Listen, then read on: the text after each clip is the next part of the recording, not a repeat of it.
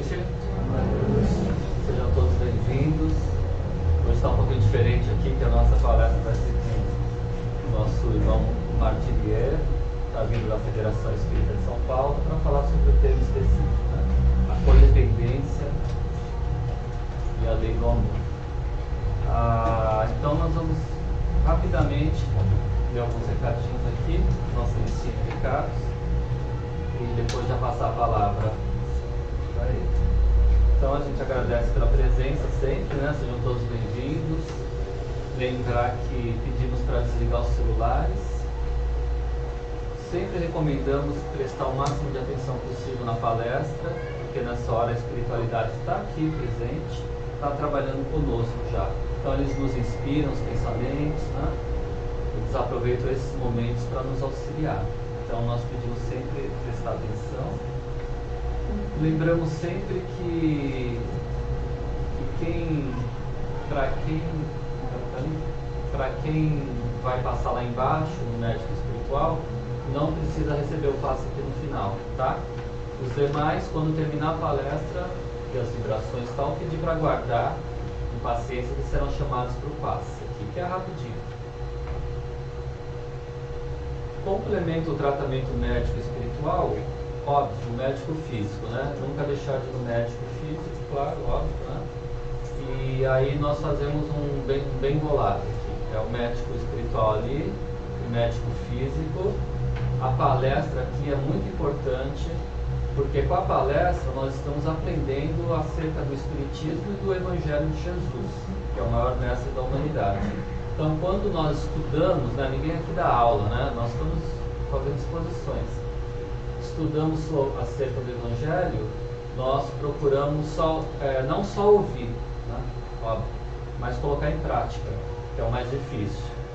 Aos pouquinhos, né? Ninguém vai colocar tudo em prática, porque nós não somos espíritos puros, santos, mas aos pouquinhos, e quando nós colocamos em prática, quando nós colocamos as lições de Jesus em prática, aí vem aquela tal da autocura, porque a prática das boas ações da lei de Deus é que também nos traz a cura, o equilíbrio, tudo mais que nós buscamos, né? Então, sempre ter essa consciência, né?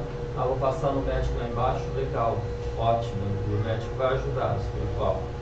Mas a palestra é o estudo do que nós devemos fazer nós mesmos, né? A nós mesmos fazer e colocar em prática na nossa vida, que aí é o difícil, mas com boa vontade nós colocamos um pouquinho ali, um pouquinho aqui, as lições mais simples que Jesus nos trouxe, e isso que muda tudo para nós. Estamos com a campanha da cesta básica, pedindo colaborações para quem puder, arroz, feijão e óleo, são os itens que nós estamos precisando. Qualquer quantidade é bem-vinda, tá? Quem puder, né? Claro. Tá tudo pela falou olho da cara, né? Os preços estão tá na hora da morte, né? Como é que é o na hora da morte, né? Então a coisa está difícil. Ok, doações de roupas por enquanto estão suspensas até o próximo bazar, né? Que vai ser depois de fevereiro. O plantão de atendimento é quando nós chegamos na casa para passar, e aí geralmente é feito o plantão de atendimento, uma entrevista ali, e o entrevistador vai dar um tratamento para nós. Aí depois tem que cumprir o tratamento. 4 semanas, 8 lá embaixo a princípio. Não é, plantão de atendimento não é todo dia, né? Toda vez que a gente vem aqui vai passar lá. Não é uma sessão assim de consultoria, né? Ou de querer conversar. É só um direcionamento que a casa dá para qual tratamento nós vamos fazer aqui, tá bom? Às vezes as pessoas confundem, né? Falam, tô chegando lá, vou no plantão. Aí passa uma semana, vou passar no plantão de novo. Então não é esse o intuito. A lanchonete nossa abre às 18 horas e faz uma pausa às 20 horas. E depois acaba aqui, nós reabrimos às 20h50 para pegar quem está saindo, tá? Se vocês precisarem de alguma coisa, né? Consumindo lá está sempre ajudando a nossa casa, tá? A gente já direciona para o pagamento do aluguel. Aqui vai sendo chamado durante a palestra, né? E é isso aí, nós temos o trabalho do lanche, entrega nas ruas, toda sexta-feira a partir das 18 horas, é só chegar aqui para participar. está firme aqui, nosso filho Fernando. Fernando está firme aqui, trabalhador, toda sexta-feira. E as inscrições para o curso, nós temos a Tânia aqui, está quietinha, a nossa diretora de ensino, responsável pelos cursos da casa. Quem quiser se matricular, é só procurar qualquer um de nós aqui, e os cursos é para o ano que vem, né? Ninguém vai querer fazer curso no Natal, né? Em dezembro. No ano que vem nós estamos aqui. Nossas alunas, elas estão de férias, né? Então é isso aí. Se alguém quiser participar de sexta-feira também, pode vir. Só vir, é o que eu disse agora, só chegar, tá? O trabalho do lanche é só vir às sextas-feiras às 18 horas. Tem um senhor que falou comigo hoje que vai vir. Isso. Tá? Não estou vendo ele aqui, acho que ele deve estar lá embaixo. Se alguém tiver um tempo disponível, quiser ajudar a gente a fazer os lanches, nós começamos às 18 horas, aí terminamos e vamos até o Carandiru ali debaixo do viaduto para fazer a entrega. Por enquanto nós estamos entregando 25 litros de chocolate quente e 180 pãezinhos com mortadela. Às vezes falta pessoas, mão de obra para ajudar a gente. Se alguém estiver disposto aí, pode aparecer aí.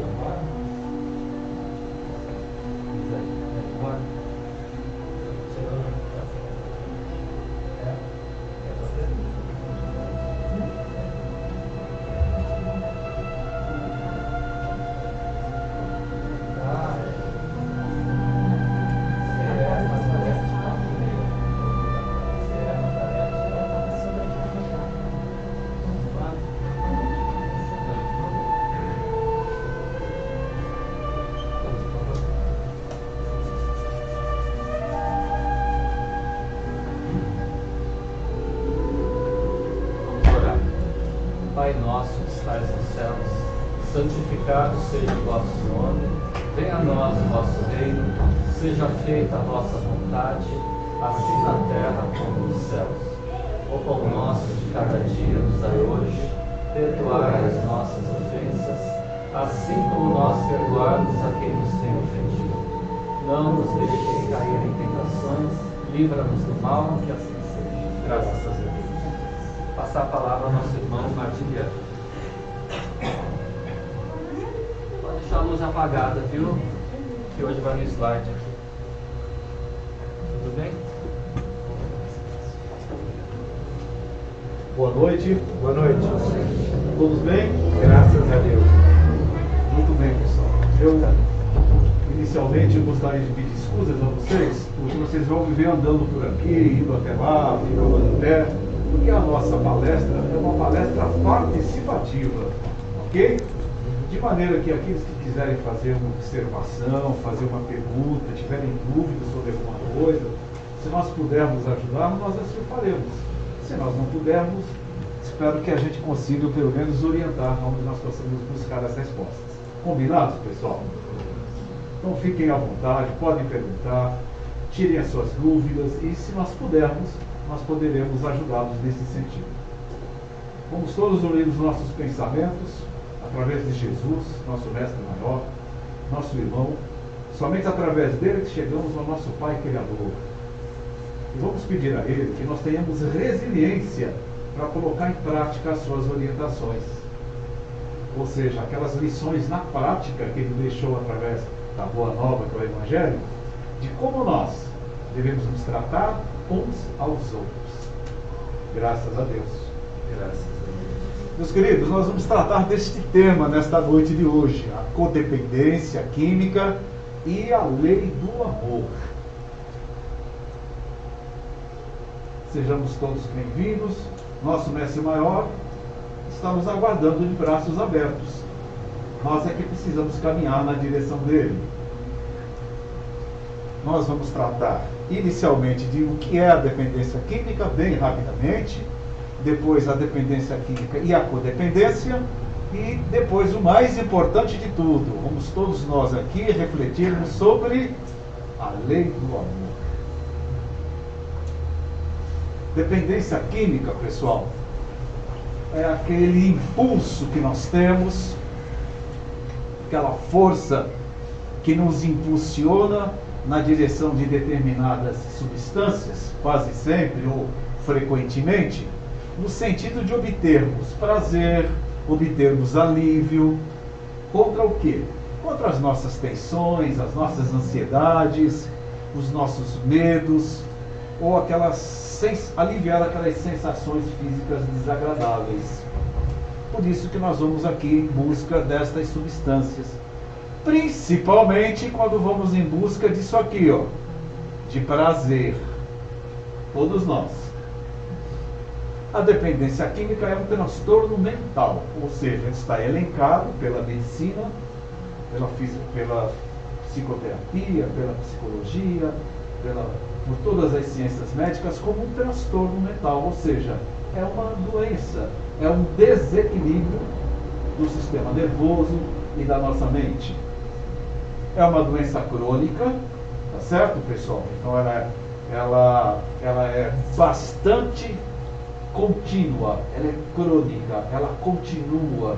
Nós não conseguimos simplesmente extirpá-la de nós mesmos. Ela é uma doença controlável, ou seja, nós temos condições sim de controlar esse transtorno mental. E ela é progressiva, ela gradativamente vai ampliando, nós vamos usando mais substâncias, vamos ficando cada vez mais dependentes e mais envolvidos nesse transtorno mental. E ela é um sistema de recompensa, pessoal. É um sistema de recompensa do cérebro, aonde dispara um gatilho de prazer. É como o chocolate, por exemplo, né? Tem pessoa, minha mulher é chocolate, ela adora chocolate. Então, o chocolate é como se despertasse um gatilhozinho que dispara um determinado tipo de prazer. Assim acontece com as outras substâncias. Por isso que é um sistema de recompensa. Quando nós chegamos nesse estágio, dispara esse gatilho e o nosso organismo coloca na corrente sanguínea o hormônio que nos dá essa sensação do prazer. Mas isso é bastante ilusório e principalmente é passageiro. Porque é somente aquela sensação da nova substância que cai na corrente sanguínea, como os nossos queridos da área da saúde tanto dominam e sabem, é simplesmente, absolutamente fugaz. E esta substância e essa doença nos faz repetir compulsivamente, então a compulsão.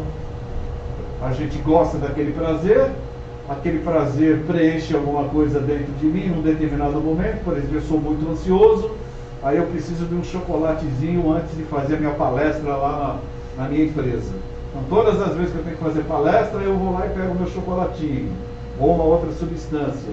E eu acabo formando dentro de mim mesmo esta compulsão. Eu não posso nem ver o chocolate e já me dá vontade de comer. Não é verdade? Tem gente que não consegue nem sentir o cheiro de chocolate, por exemplo. Então é um transtorno mental, uma doença crônica controlável, progressiva, dispara aqui um sistema de recompensa e ela é compulsiva. Porém, tenhamos na nossa mente que a dependência química é uma doença. Por que nós fazemos questão de dizer isso? Porque antigamente não se achava isso. Eu me lembro quando eu era criança, quando eu via os adultos comentarem a respeito, eu observava que alguns até diziam que isso aqui não era doença não, era fraqueza da pessoa, era um problema de personalidade, era pelas mais diversas razões, mas ninguém dizia que era doença. E a medicina está aí a dizer que é uma doença sim. E como é doença, ela, no entanto, ela precisa de um controle permanente. Como é uma doença, precisa de ser controlada. Mas todos nós somos capazes de superá-la. Todos nós somos capazes de controlar. Assim como também outras moléstias e doenças que nós temos na área médica, com o uso adequado dos medicamentos, nós controlamos e superamos aquela doença. Ela continua existindo, mas mediante o uso medicamentoso, nós conseguimos fazer o controle e conviver perfeitamente uns com os outros. E a dependência química é uma delas. Por isso, pessoal, prazer não é felicidade. Prazer está vinculado à nossa sensação corpórea, é corporal, é físico. Felicidade não. Felicidade está ligada ao nosso sentimento, está ligada aos nossos corações. Por isso, quando nós nos inclinamos para a dependência química, estejamos cientes de que nós não vamos obter felicidade. Nós vamos obter um prazer passageiro, muito fugaz. E prazer não é felicidade. E a codependência, do que se trata? Frequentemente nas palestras, está aí no YouTube, nas casas espíritas, né? Nas casas de socorro, nas agremiações médicas e assim por diante. Se fala muito, muito, muito do dependente químico. Mas nesse nosso encontro de hoje, nós vamos falar desta pessoa aqui, ó, o codependente. E quem é o codependente? Bom, primeiro que a codependência química é uma doença de relacionamento. Então nós temos o dependente químico, que é doente, certo, pessoal? E está numa dependência química ou de alguma substância, seja ela legal ou ilegal. Nós temos aí substâncias legalizadas, que são permitidas e que que ocasionam dependência química, e temos outras substâncias que não são aceitas pelo nosso teor jurídico, mas que também provocam dependência. A codependência é uma doença de relacionamento. Então nós temos na família um ou uma dependente química e o restante da família de codependentes. Doença de relacionamentos onde um de seus membros pode ser um usuário de substâncias, um dependente químico.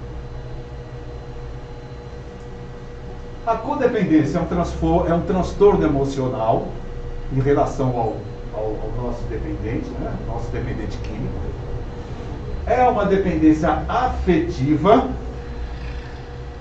onde nós aumentamos, nós temos um excesso de zelo, um excesso de cuidado em relação ao comportamento patológico do ou da dependente química da nossa família. E aí o que é que nós fazemos? Além de termos esse transtorno, essa dependência afetiva em relação a ele ou a ela, esse excesso de cuidado, a gente tenta controlar o que não é controlável. E isso nós deveríamos falar para os nossos jovens, para as nossas crianças, para os nossos adolescentes, na nossa escola. E dentro da nossa família, nós temos que conversar com as crianças e com os nossos adolescentes a respeito da dependência química, sim, relacionada a substâncias legais e ilegais. Que bom que as nossas crianças possam ter essas informações dentro dos nossos lares. Porque nós sabemos que nós vamos em busca dessa informação aonde ela estiver. E se eu não encontrar na escola, no colégio, eu vou encontrar na rua. É ou não é? Não é assim? Não foi assim que aconteceu conosco quando éramos crianças? Da mesma maneira com os nossos filhos, nossas filhas, nossos queridos, nossas crianças que convivem conosco hoje. Ela é um distúrbio de pessoas fortemente ligadas emocionalmente a um dependente químico. E elas não conseguem administrar as suas vidas, em função dessa relação comprometida com o dependente. Ou seja, nós acabamos nos dedicando única e exclusivamente a tomar conta do dependente. Onde ele está, onde ela está, com que ela está saindo, com quem ele está saindo, o que está fazendo, para onde vai, o que foi, se está se alimentando bem, se tomou banho, o que é que vai fazer, e etc. E nós não conseguimos administrar a nossa própria vida material, psicológica e espiritual. E qual é o perfil do codependente, então? Fácil. É o indivíduo que convive diretamente com pessoas que apresentam alguma dependência química, sobretudo substâncias ilegais ou álcool. Temos um dependente químico na nossa família, nós somos codependentes. O codependente, que também é dependente, não químico, mas dependente emocional, deixa o comportamento da outra pessoa controlar o seu comportamento. Exato.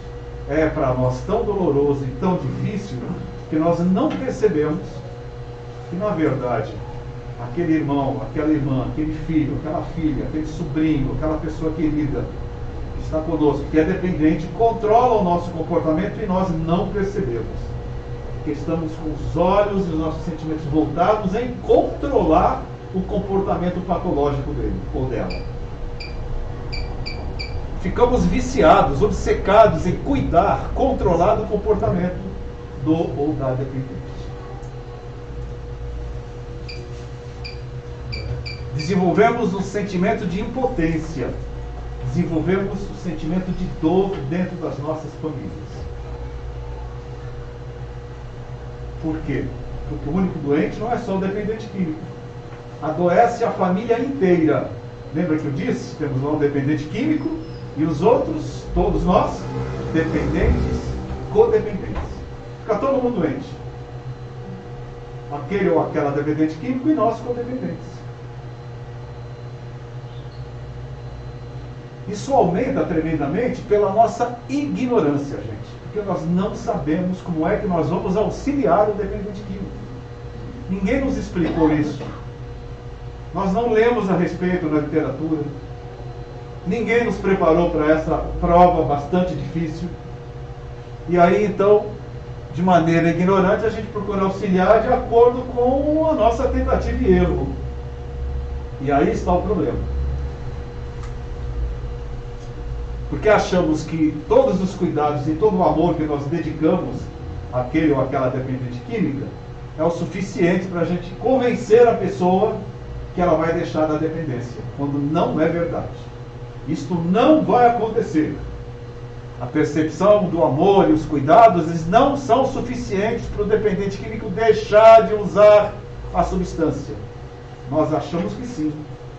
Principalmente nós, que somos pais, mães, estamos diretamente envolvidos no problema, nós achamos que sim, que o amor, todo o excesso de cuidados, nós vamos convencê-lo ou convencê-la a deixar a dependência.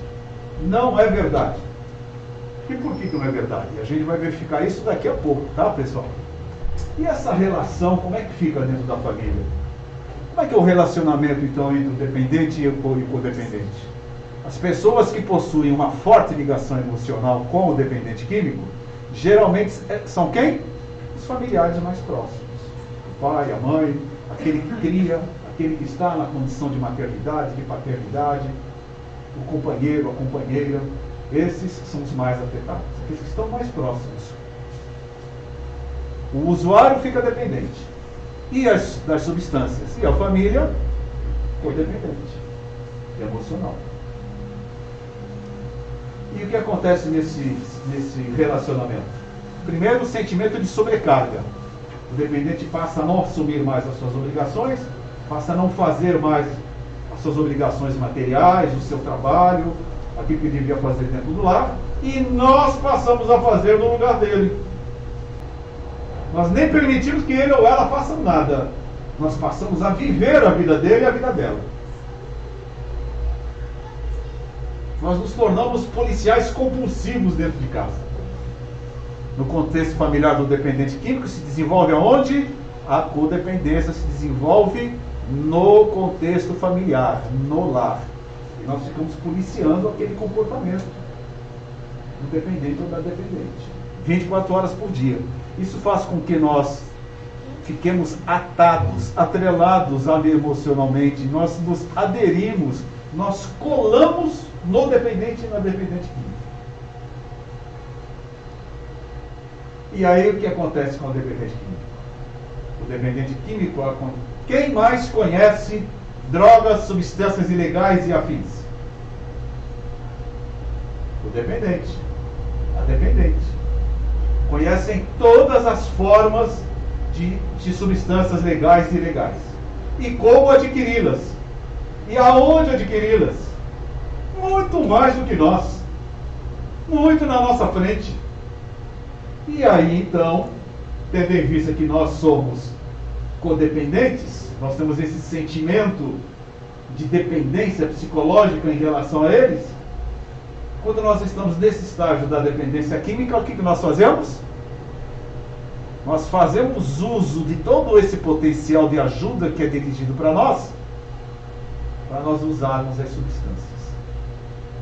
Ou seja, eu manipulo o comportamento daquele que quer me ajudar.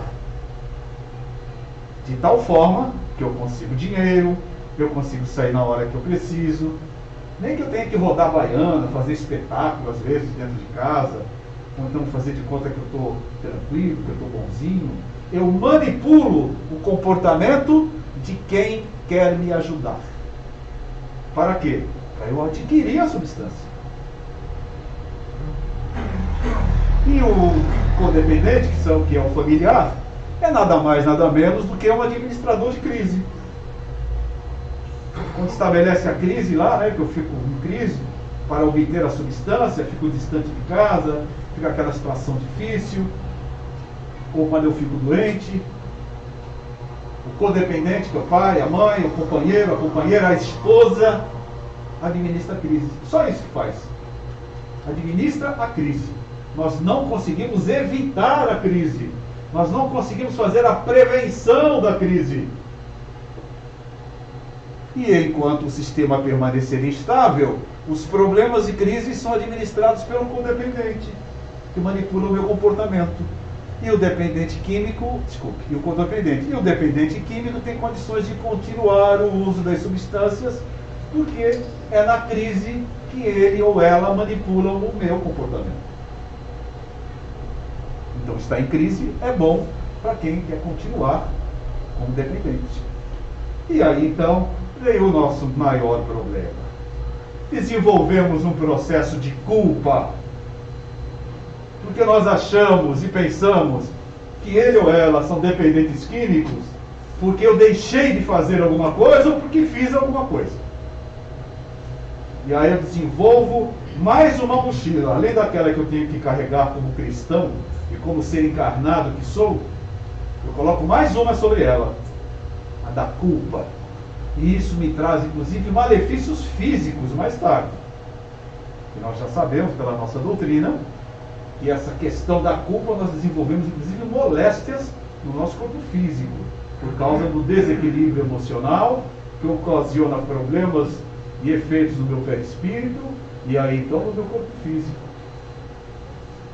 E é justamente nesse processo de culpa que é explorado pelo dependente químico. E eu me sinto culpado porque eu não consigo ajudar. Eu não consigo fazê-lo ou fazê-la deixar a dependência.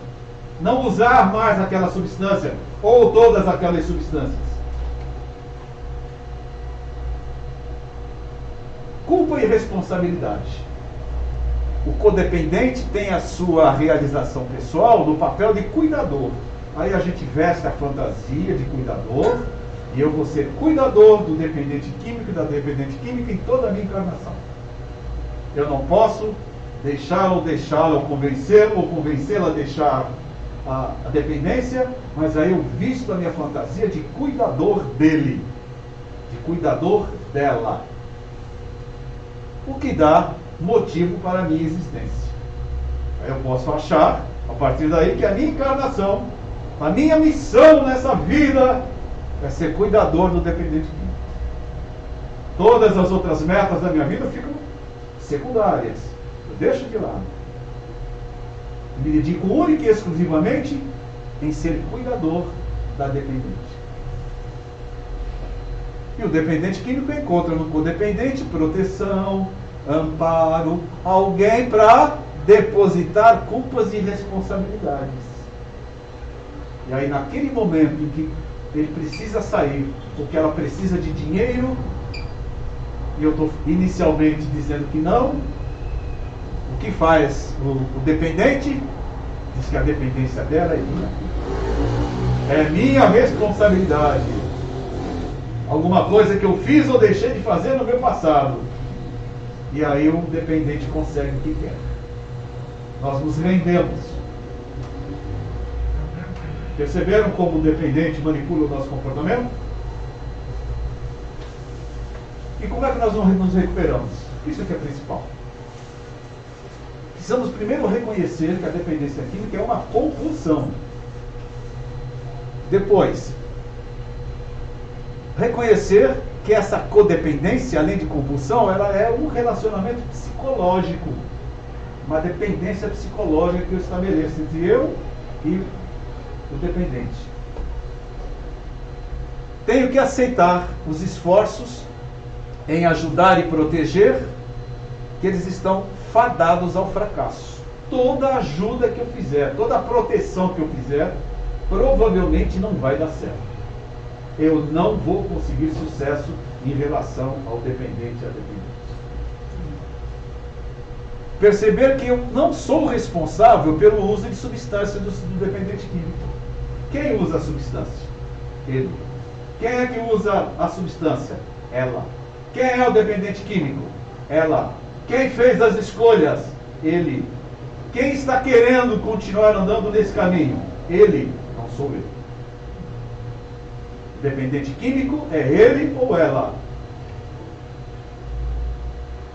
Por causa do uso do seu livre-arbítrio. Está aprendendo a usar o seu livre-arbítrio. Pode, nesse momento, não está usando adequadamente, mas está aprendendo a fazê-lo. É só isso. Compreender que a sobriedade depende do dependente químico. Se o dependente químico, a dependente, não quiserem ficar sóbrios, ninguém vai fazê-los ficar sóbrio, pessoal. Você não adianta querer amarrar, prender dentro do quarto, não adianta. É preciso que a pessoa queira se ajudar. Aprender a abrir mão do dependente químico sem abandoná-lo. Um colega meu que foi dependente químico pesado. Ele foi pesado. Está lutando até hoje para ficar longe da dependência. Ele falou que a maior dor do dependente químico é o abandono. É sentir-se abandonado. Fica fácil, né? Também de manipular o comportamento do codependente em razão desse sentimento. Nós não vamos abandonar o nosso dependente químico. Nós só não vamos viver a sua vida. Nós vamos ter um comportamento que o ajude, se ele assim o quiser. E não reforçar o comportamento da dependência. O uso de substâncias é um problema de quem, pessoal? Do ou da dependente. A dependente é responsável pelo uso, pela sua recuperação, se ela assim quiser. Mas também mostra que alguma coisa não vai bem na família. Ou seja, se nós temos algum dependente químico ou alguma dependente na nossa família, porque esse problema já está na família há muito tempo atrás. Ok? Portanto, a família, a codependência é uma doença química, não é dependência química, ela é uma doença familiar, pessoal. Todos estão envolvidos. Não é só o dependente químico que precisa ser tratado. A nossa doença psicológica da codependência também precisa ser tratada. Aonde? Com grupos de mútua ajuda, com os psicólogos, com acompanhamento psicológico, para que a gente possa diligenciar diante desse enorme problema. Vamos à medicina, vamos à psicologia, vamos à psiquiatria buscar ajuda. Da mesma forma que o dependente químico precisa buscar sua ajuda, nós também precisamos. Para diligenciar, gerenciar a nossa vida e a vida deles. O codependente que age escondendo os fatos que se constituem numa vergonha para todos, por total desinformação, imagina que está ajudando, mas na realidade está adiando. A gente passa a esconder dos outros que a gente tem esse problema na família. A gente esconde que o nosso filho é dependente químico, que a nossa filha é dependente química, que meu marido é dependente químico, que a minha mulher é dependente química. A gente procura esconder, para que os outros achem que a gente continua sendo uma família absolutamente normal. O que nós estamos fazendo? Adiando possíveis soluções do problema, a abordagem da questão. Por isso, o que é preciso primeiro para nós enfrentarmos uma situação difícil como essa? Aprendermos a amar. Amar a nós mesmos primeiramente, porque ninguém consegue amar o outro, amar o próximo, se não amar-se a si mesmo. E esse amor inicia pelo respeito. Respeito aos outros, a fraternidade, e um dia nós nos amaremos como Jesus nos ama. Quando então estivermos bastante evoluídos, quase que perfeitos. Mas isso se inicia pelo respeito. Respeito a nós mesmos. Eu devo isso porque Deus me deu a oportunidade da reencarnação. E nós temos que aproveitar a nossa reencarnação para o bem. E quando eu faço bem aos outros, eu estou fazendo bem primeiramente a mim mesmo. E eu tenho que fazer bem a mim mesmo. Eu tenho que me amar. Eu estou aqui para aprender a me relacionar. Eu estou aqui para ser feliz, para duplicar, para aumentar, para disseminar esse amor de Deus e de Jesus, me derrama sobre mim 24 horas por dia. E como é que eu faço isso? Com um sorriso, com um bom pensamento, com uma prece, com um ato de carinho, uma disciplina espiritual e disciplina nas minhas tarefas materiais. Amor, essa fonte inesgotável de ajuda. O nosso Chico Xavier, ele dizia assim que ele não conseguia compreender, olha só, coisa do Chico, né? Ele dizia que ele não conseguia compreender como é que nós não conseguimos viver 24 horas em estado de prece. É só o Chico para dizer isso, né? E a prece é o nosso socorro a qualquer momento, a qualquer instante. Eu posso falar com o meu espírito guardião? O meu está cansadíssimo, porque eu canso feio, gente. Olha, eu vou dizer uma coisa para vocês. Meu anjo guardião, cara, ele está ganhando bônus em dobro, bicho. Pode crer. E eu falo com ele quando eu bem quiser. De manhã, de tarde, de noite. Quando eu estou trabalhando, quando eu não estou trabalhando, quando estou dirigindo. Em qualquer momento. Ah, mas eu quero falar com Jesus. A gente pode falar com Jesus? Pode ou não pode? Sim. Pode ou não pode? Pode. Sim, nós podemos. É a prece. Nenhuma das nossas orações, nenhuma das nossas preces, quando realizada com o coração, não é esquecida. Por vezes nós podemos até fazer um pedido que não é adequado para nós naquele momento, nosso momento de evolução. E sabiamente Deus não nos permite naquele instante. Por exemplo, será que se eu ganhar sozinho na Mega Sena, sozinho, só eu, não nada de dividir com ninguém, sozinho, será que eu vou trabalhar na casa espírita no dia seguinte? Se, né, pessoal, né? Atender lá na porta, né, os nossos assistidos que estão chegando, não é? Fazer palestra. Será que nós vamos fazer isso? O que nós vamos fazer? A gente vai para o mundo. Ah, meu Deus do céu! Será que essa fortuna vai me ajudar a evoluir? Ou vai ser a razão da minha queda espiritual? Por isso nós recebemos aquilo que, se eu, com meu filho e a minha filha, eu sei qual é o presente que eu devo dar a eles, qual é a educação, qual é a orientação que eu devo dar a eles, dizer não quando é necessário, quanto mais o nosso Pai Criador, que sabe exatamente o que nós necessitamos para desenvolver a nossa inteligência, desenvolver o nosso bom senso, desenvolver a nossa capacidade de respeitar, de amar. Então nós encontramos esses desafios que proporcionam que nós venhamos a desenvolver a nossa intelectualidade, a asa do intelecto e a asa da moral, que um dia serão a asa do amor e a asa da sabedoria. Depende da gente. Amor é sexo? Amor é sexo? É ou não é, pessoal? Nossa, você sentiu firmeza? Não muito. Que bom será se nós tivermos amor e sexo ao mesmo tempo. Ótimo, maravilha. Mas os nossos instintos, gente, é diferente do nosso sentimento de amor. Isso nós temos que ter ciência disso. Explicar para os nossos pequenos essa diferença. Porque em muitos momentos da nossa adolescência nós achamos que a sexualidade, que o sexo é amor. E sexo não é amor. Porque está vinculado a uma sensação física. E o amor aos nossos sentimentos. Por isso nós temos que aprender a direcionar os nossos sentimentos. Precisamos aprender a pensar bem, como Emmanuel nos orienta. O orientador do Chico. Paulo de Tarso já dizia isso também. Precisamos aprender a pensar bem. Porque quando pensamos, nós criamos matéria mais fluídica, menos densa, mas estamos diuturnamente criando matéria para fora de nós.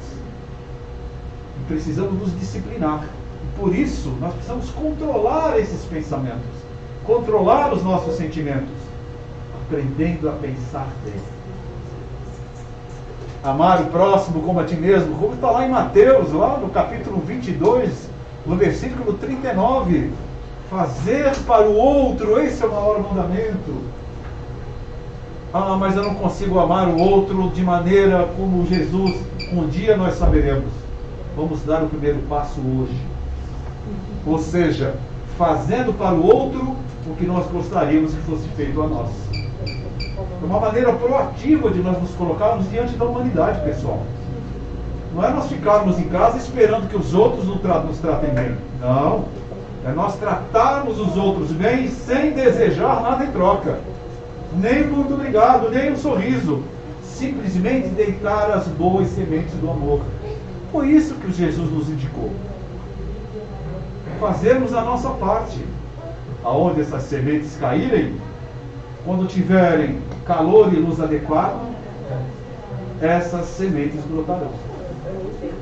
Por isso, sejamos homens e mulheres de bem. Vamos desenvolver as nossas virtudes, a paciência, a misericórdia, o respeito. Vivermos felizes, sorrindo, conquistando abraços, conquistando sorrisos.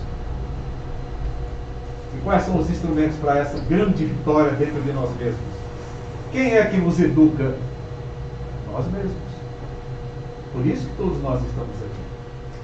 Para nós nos reeducarmos. Graças a Deus temos essa chance. Tem 2 bilhões de espíritos esperando uma vaguinha para encarnar, viu, pessoal? Por isso vamos aproveitar a encarnação, porque quando a gente voltar para o plano espiritual, vai demorar muito para a gente reencarnar de novo, viu? E as nossas curas individuais só são realizadas através da experiência da escola da vida, que é a encarnação. Quais são os instrumentos dessa vitória? A fé. E nós, espíritas, sabemos que essa fé deve ser raciocinada, advinda dos conhecimentos científicos. É este sentimento, é esta força principal que faz com que todas as outras potencialidades, todas as outras virtudes funcionem. É a fé. É o motor principal. Quando a fé começa a se movimentar, todas as outras virtudes, todos os outros motores passam a girar também. A nossa fé raciocinada, a fé em Deus, que sabe exatamente o que nós necessitamos para evoluir para a eternidade. Coragem. Precisamos ter coragem, sim. Nós temos muita coragem. Mas cadê a coragem para a gente mudar? A coragem para nós mudarmos, para sermos melhores. A coragem para nós deixarmos de ser aquela pessoa antiga, velha, do século XIX, do século XVIII, que já fomos. Ou será que todos aqui acham que estão na primeira encarnação? Já estávamos lá no século XVII, no século XVIII, no século XIX. E aí Deus propiciou que a gente se reencontrasse aqui nessa sala na noite de hoje. Olha que delícia. Somos todos irmãos, amigos, conhecidos de outras eras. E agora, graças a Deus, estamos juntos em nome de Jesus. Para sermos agentes do seu Evangelho. Por isso, pessoal, temos que ter coragem, sim, de mudar o mundo? Não. Primeiro mudar a nós mesmos. Sermos pacientes, deixarmos de ser belicosos, deixarmos de arrumar encrenca e brigarmos a todo momento e a todo instante com quem pensa diferente do que nós. Precisamos ser perseverantes. Justamente, vamos dar o primeiro passo. Ninguém corre uma maratona de 42 quilômetros sem dar o primeiro passo.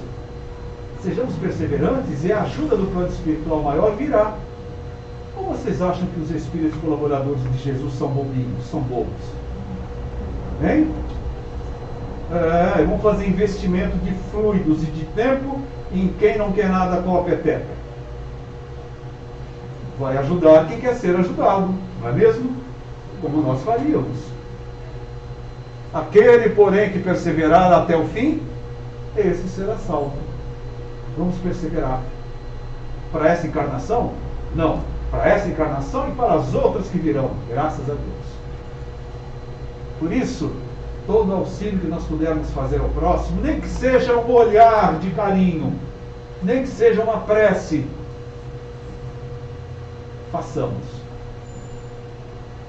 E aqui fica a minha homenagem aos nossos queridos e às nossas queridas da área da saúde, que tanto nos ajudaram, estão nos ajudando na pandemia, que merecem todo o nosso amor e nossa gratidão. Na relação entre dependente químico e codependente, ambos fazem uso do outro para realizar as suas próprias necessidades. Não tem anjo nessa história. Ninguém reencarna para ser dependente químico. Eu é que me permito. Eu é que faço uso do meu livre-arbítrio e me permito andar nesse caminho. A escolha é minha. Eu sou dependente. Por isso, vamos aprender a pensar bem e a fazer as melhores escolhas. Como Paulo de Tarso lá já nos aconselhava. Vamos aprender a fazer as melhores escolhas para a nossa vida eterna. A vida de hoje e a vida futura. Nós temos colegas nossos, por exemplo, que são senhores, com seus 80 anos, 90 anos, que estão fazendo faculdade, gente. Estão se formando. Arquitetos, médicos, advogados, professores. Aí alguém perguntou, mas para que isso está no final da vida? E quem disse que ele só vai viver uma vez? O espírito está fazendo investimento para as outras encarnações. Por isso, vamos aprender a fazer as melhores escolhas. Aprender a escolher, todo momento, a todo instante, o melhor caminho na direção de Deus, de Jesus, da paz verdadeira. Porque somos espíritos imortais, nós não desaparecemos. Vamos continuar vivendo, graças a Deus, nessa encarnação e em outras encarnações.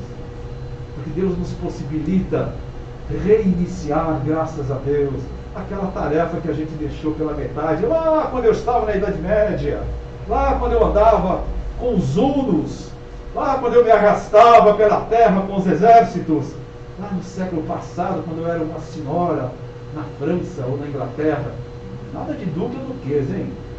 O espírito acha que só foi duque, duquesa, marquês, rei, rainha, né? Ninguém foi vassalo na vida, né? Graças a Deus, Deus nos permite as encarnações para os nossos reencontros, para a gente ficar de bem. Né? Naquela encarnação anterior eu fiquei de mal dela. Nessa aqui eu puder ficar de bem de novo. Olha o dedinho. Tá vendo? É isso que Deus faz conosco. Misericórdia para nós mudarmos. E aprendemos a fazer as melhores escolhas. O amor ao próximo, amar o próximo como a si mesmo, fazer aos outros como queríamos que nos fizessem. Essa é uma das leis de ouro de Jesus, que resumiu os 10 mandamentos em 2 leis. Amar a Deus sobre todas as coisas, de forma humilde diante do nosso Pai Criador. E fazer aos outros o que queríamos que nos fizessem. O amor resume toda a doutrina de Jesus. E é isso que nós precisamos aprender a fazer para nós em primeiro lugar e para o nosso próximo.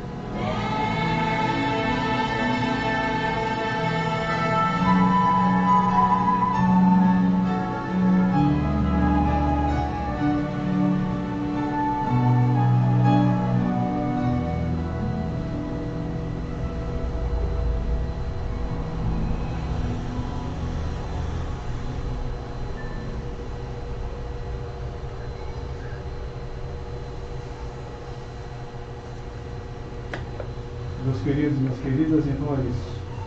Que nós nos coloquemos, então, à disposição do nosso Mestre para continuar a sua obra de amor e de fraternidade. Que nós sejamos resilientes na nossa reconstrução e reeducação de vida. Peçamos ao Mestre que sejamos unidos agentes do seu amor e da sua fraternidade, aonde nós estivermos. Graças a Deus. Graças a Deus. Obrigado pela palestra, né? Pela aula, muito bom. Hoje, devido ao horário, nós não vamos abrir para perguntas, tá? Vamos fazer a vibração e a prece. O nosso irmão, nosso amigo, se puder ficar um pouquinho aqui, após o passe, se vocês tiverem que perguntar alguma coisa com ele, né? Que trabalha nesse setor na Federação Espírita de São Paulo, já há tantos anos, tá? E fica à disposição um pouquinho, né? Tá bom? Tânia, vou pedir por favor, você pode fazer a vibração e a prece final? Só um pouquinho de você que eu já vou descer, tá? Então, Precisa levantar mais, né? não precisa Não faz não. diferença. Você que sabe.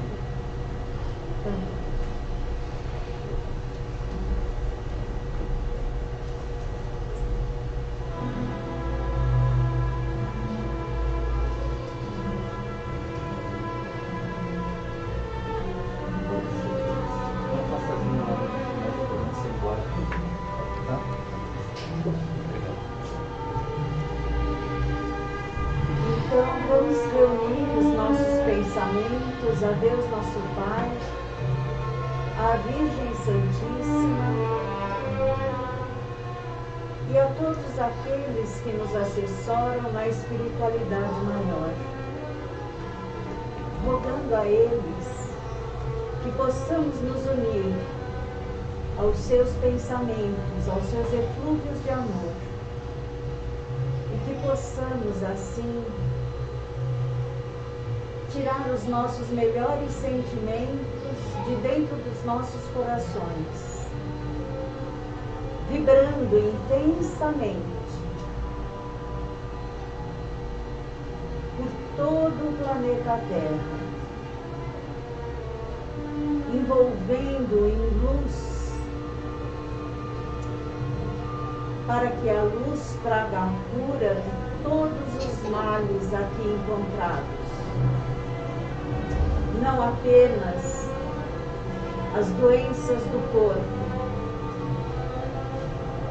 mas as doenças da alma, dos nossos pensamentos, dos nossos sentimentos,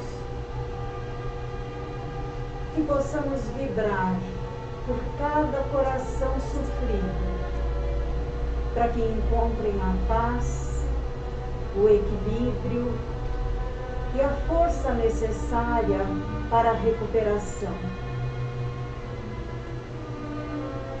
Que tenhamos Jesus como nosso caminho, como exemplo a ser seguido diariamente.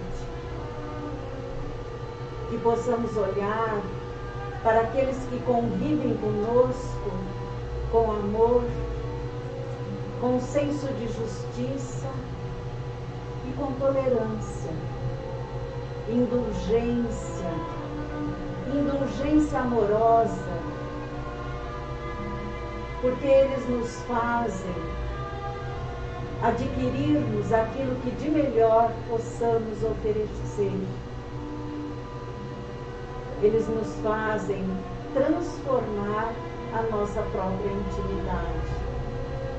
São instrumentos preciosos que Deus colocou ao nosso redor para que pudéssemos assim iniciarmos a nossa transformação íntima. E é assim, com o coração agradecido pela oportunidade bendita de estarmos juntos em oração mais uma vez, que temos o nosso coração gratificado pela oportunidade bendita de estarmos aqui e pedimos a todos os espíritos que nos assessoraram essa noite licença para darmos por encerrada esta parte da nossa reunião.